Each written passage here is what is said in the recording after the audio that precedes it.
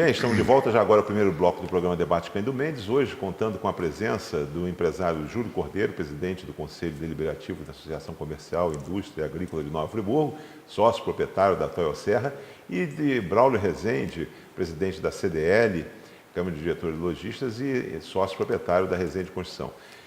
Hoje nós estamos abordando o tema da economia, conjuntura atual econômica e perspectivas, o que foi o ano passado e o que a gente hoje falar sobre economia. Muitos dizem que é fazer profecia, cada um tem a sua fórmula para falar isso aí, mas algumas coisas estão acontecendo. E recentemente, Júlio e Braulio, nós vimos um programa na Roda Viva. E a primeira pergunta, eu vou até repetir aqui para vocês, porque às vezes as pessoas têm um certo constrangimento de tocar na parte política, e acham que política é política partidária, mas é política institucional. A primeira pergunta que foi feita no Roda Viva foi a respeito, falando de economia, foi o seguinte: nós estamos aí com mais de um ano e meio do presidente Temer, e obviamente que muitos falam que, independente aí da popularidade, depois nós vamos falar, que avanços com relação à economia, e a economia que era em 2014, hoje nós temos pelo menos uma expectativa, não somente de crescimento, mas algumas reformas e alento, principalmente no Banco Central, tem contribuído de forma significativa à equipe econômica. Como é que o empresário e a associação, junto a Júlio Cordeiro, como é que vê isso? Isso realmente é de fato ou isso não acontece?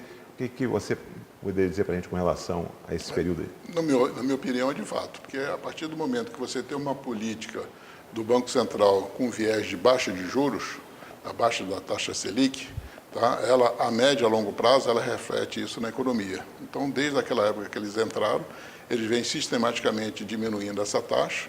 Chegamos agora a 6,5, se não me falha a memória, com viés para 6,25, já se fala até que pode chegar a 6, é a mais baixa de todos os tempos, que tem histórico de memória, né? E com isso, de um jeito ou do outro, vai refletir na economia como um todo. Refletindo na economia, na área industrial, reflete evidentemente na área comercial, na área de serviços, e isso é muito positivo para o Brasil, porque a gente consegue alavancar um pouco mais o nosso negócio. Só esperamos agora que essa taxa de juros reflita também no tomador de juros junto aos bancos, que ainda está com spread, ou seja, o que a gente recebe para aplicar do que a gente paga para poder ser tomador. Isso ainda está muito alta essa taxa, né? O Banco Central, ontem, ele fez uma pequena intervenção na área de cartão de crédito para tentar diminuir essa palavra chama-se spread, né? Então, isso tem que ter um pouco mais de concorrência, e essa concorrência eu vejo, Braulio, que tem que partir dos bancos de governo, a Caixa Econômica e o Banco do Brasil. A partir do momento que esses bancos tomam iniciativas em torno de reduzir as taxas de juros deles, eu tenho a impressão que os outros bancos privados, que hoje está muito concentrado, também vai seguir esse mesmo caminho. Você tem, naturalmente, como o Júlio também, mas você tem aí uma participação regional aqui, com relação a vendas, né, ao varejo, dentro de um segmento e coisa nesse sentido. A sua família também tem outras empresas que também provavelmente têm a repercussão. Quer dizer, o Zé Rezende, junto à parte agrícola, ano passado, o Brasil foi o que segurou realmente a economia, que você fala, foi isso. Mas como é que o empresário Braulio, o líder, né, de associação, líder classista, Braulio, ao longo desse um ano e meio, qual é o retrato, o que ele passa em termos para a população com relação a isso? Veja bem, eu acho que nós falarmos da economia do período Temer para cá, a gente tem que se reportar ao período de 2016, o início de 2016, até o impeachment da presidente Dilma. Foi um período muito difícil, a economia viveu assim de janeiro até maio, me parece que foi o impeachment dela em torno de abril, maio, me falha a memória.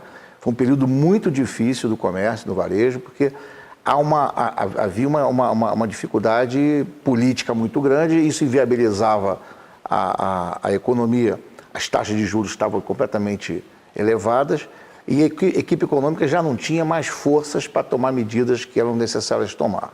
Com a entrada do Temer e a assunção dessa equipe econômica, que, a meu ver, é uma equipe fantástica. O presidente do Banco Central é muito bom, o próprio ministro da Fazenda é excelente, os assessores, o corpo técnico do Ministério da Fazenda, nesse período Temer, que foi de 2016 até hoje, estamos aí com quase 2 anos de governo Temer, realmente nós tivemos uma melhoria muito grande na economia. O problema político continua muito grave, porque a gente fica vendo toda hora, o próprio Temer teve 2 denúncias que conseguiu segurar na Câmara, no Senado, mas a dificuldade política acaba afetando a economia, a verdade é essa.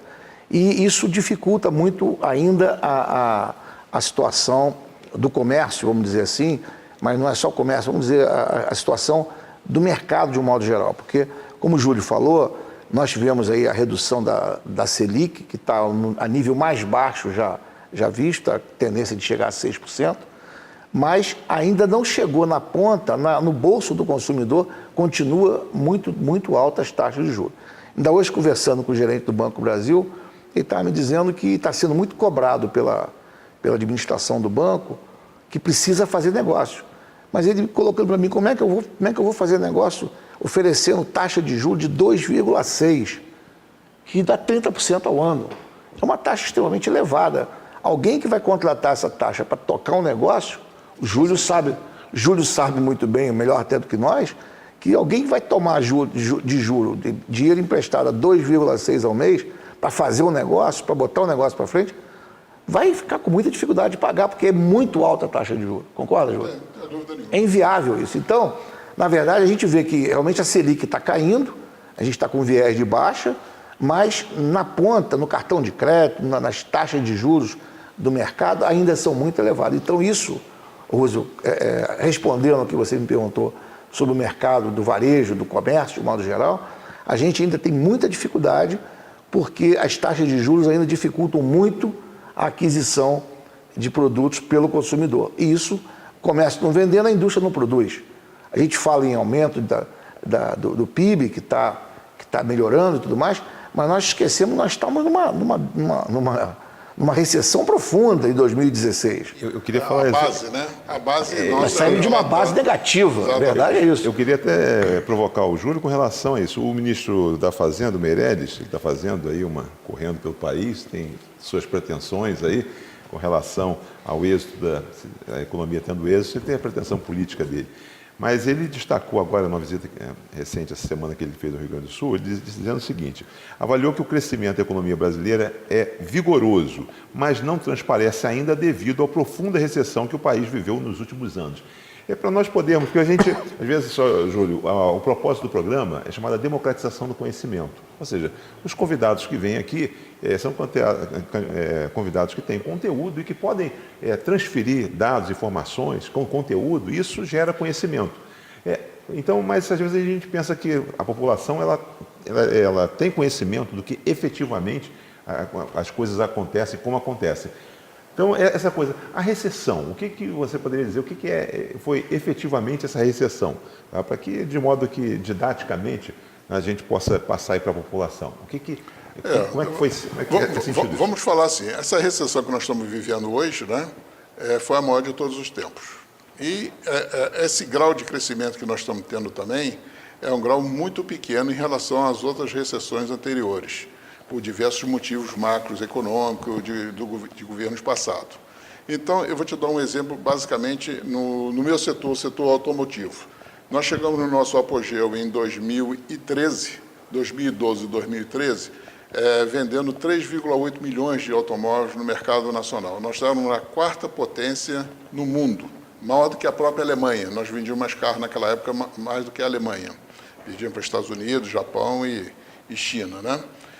E hoje, nós voltamos, por exemplo, em 2017, nós voltamos para um patamar de 2,2 milhões de carros. Então, imagina... Isso, ano. Então, imagina você agora chegar ao número que a gente tinha lá em 2013, 2012, 2013, quantos por cento que nós vamos ter que crescer?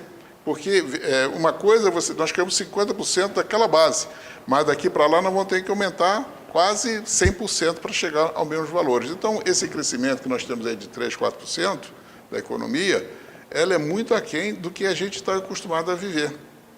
Entendeu? Então, por isso que ainda vai gerar muito desemprego, muitas empresas quebrando, porque a nossa base como toda é muito maior do que hoje nós estamos vivendo. Uma outra coisa que o Braulio mencionou ali, por exemplo, você vai... praticamente não existe, eu não conheço, a não ser que seja uma área muito específica de TI, alguma inovação que você tenha consegue pegar dinheiro emprestado a 2,6% e consiga pagar, porque isso você tem que jogar para o produto. E hoje a competitividade em todo o ramo está muito aguerrida. Não pensa você que no meu ramo está mais fácil que no ramo do Braulio de construção civil, tem loja para tudo quanto é lugar, tem a internet aí no nosso calcanhar. Então, não se consegue pegar um dinheiro com essa taxa de juros. Então, isso também é um fator que tem que entrar ali um BNDES, dando a oportunidade para as pequenas e médias empresas captarem com uma taxa menor, não que nós vimos no passado, somente aquelas big empresas pegavam aquele dinheiro todo do BNDES, e nós vimos no que deu, como é que eles pegavam, né? E isso tem que ter esse acesso aos empréstimos de taxas mais compatíveis para essas pequenas e médias empresas, para que elas possam gerar o crescimento. As pequenas e médias empresas no Brasil é um fator decisivo na geração de emprego e renda. Não pensa você que grandes empresas que geram isso não, que geram são as pequenas. Isso também é uma forma de distribuição de renda de modo geral. Estamos chegando já, a Geisa está me informando aí que estamos chegando já ao final do nosso primeiro bloco. Passa muito rápido, porque o assunto é de grande interesse. E nós vamos ao segundo bloco, vamos ao nosso intervalo. Daqui a pouco a gente volta para o segundo bloco, onde nós vamos aí dar seguimento a esse debate que com certeza é de respeito a todos nós, de respeito à sociedade, porque nós estamos aí na perspectiva, falamos em um pouco de recessão, falamos aí na possibilidade de um crescimento. Esse crescimento, ele, como disse o ministro, ele pode ser vigoroso, mas ainda não está sendo percebido, né, pela sociedade. A gente vai discutir também por que ele não está sendo percebido e se efetivamente, para as famílias, o que a família pode esperar para esse ano. Se as famílias elas não consomem, naturalmente o país não cresce, não se desenvolve. E para que se possa desenvolver, tem que ter emprego, tem que ter a retomada do emprego. Há um contingente muito grande hoje. O desemprego no país hoje é em torno dos 12 milhões e meio, 13 milhões, significa um quantitativo maior do que muitos países no mundo. População, né? É uma população de muitos países do mundo. Isso é que nós vamos falar e como é que nós vamos fazer a retomada. O Braulio falou com relação o Júlio falou com relação à retomada do negócio, da atividade principal dele, e nós vamos dar seguimento a isso. Não saia daí, daqui a pouco a gente volta para o segundo bloco do programa Debate com Edu Mendes. Até já.